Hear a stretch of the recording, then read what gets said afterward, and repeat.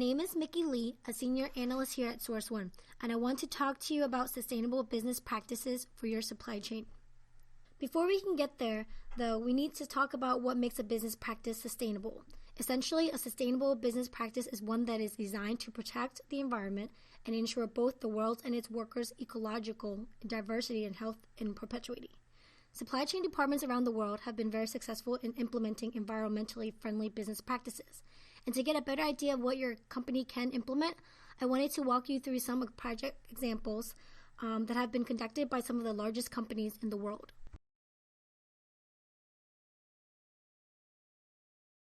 This first example is courtesy of a large international packaging company whose products are probably stuffed into your office refrigerator as we speak.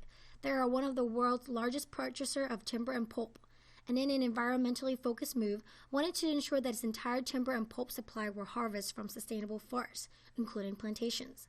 With the help of its critical suppliers, the packaging company developed criteria to define what sustainable forests included, and incorporated rules to determine culturally significant areas within those forests that would not harvest. These rules also identified a balance between environmental need and supply need. In this example, a large chocolate manufacturer with a presence in every continent except Antarctica wanted to take advantage of local producers for its manufacturing operations in a certain country. Its supply chain team identified 70 local manufacturers of goods and materials the company was currently supporting. The chocolate manufacturer then developed a program for those 70 local manufacturers designed to increase their efficiencies to satisfy the greater demand while also improving their practices to reduce their individual ecological impact.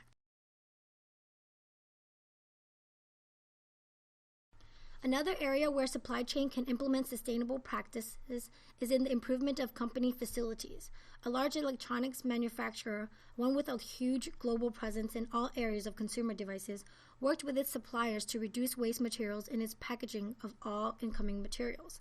It then turned around and began an intensive recycling program that reused or converted 98% of its waste products into usable packaging for outgoing products. In a far more in-depth facility improvement project, an electronics manufacturer with large suppliers located in tropical locations began working with suppliers to improve the efficiency and carbon footprints of their factories and facilities. After in-depth research and discussion with engineers, architects, and environmental experts, they began an innovative set of renovations to facilities and environment-focused construction projects. They thickened the walls of the factories for better insulations against the heat, implemented radiant flooring where cold water was cycled through the floors, and retrofitted windows that allowed for sunlight to pass but blocked heat-causing UV rays. New facilities built these specifications produced a 45% savings over those buildings built in the traditional fashion. A third way that supply chains can become sustainable is by focusing on human elements and improving the livelihood of employees in facilities across the globe. While you may be familiar with blood diamonds and other conflict gems that come from war-torn nations, conflict minerals are a lesser known but very real problem. Specialty minerals required for the production of circuit boards, resistors, capacitors, and other electronic components are often found in conflict-rich areas. In this example, two global manufacturers of microprocessors and electronic circuitry independently worked to identify which materials come from conflict-rich zones and which companies and mines were inflicting human rights abuses. They then eliminated these suppliers and materials sourced from those nations from their supply chain under the idea that lower demand and lower profits would make the resource less attractive to those interested in inflicting human rights violations. In our final case study, we look at an apparel manufacturer with operations in many traditional low-cost countries. Seeing employees concerned in human rights violations often addressed ineffectively through a process of independent audit and discovery followed by a formal report by other businesses in the region. This manufacturer took a strong, proactive approach. Every facility was thoroughly audited and researched, and those facilities at a high risk for employee abuse became subject to a list of changes, from immediate alterations in the management structure to the permanent staffing of clothing company representatives in the offending facilities. This was a case of action correction instead of passive reporting.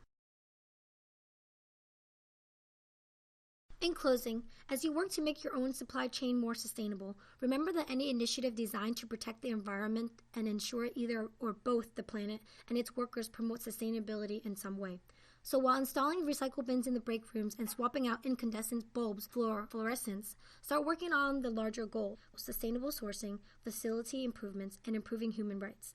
And if you need any help, feel free to contact Source One, a multiple winner of Supply and Demand Chain Executives Green Supply Chain Award for our work in this area.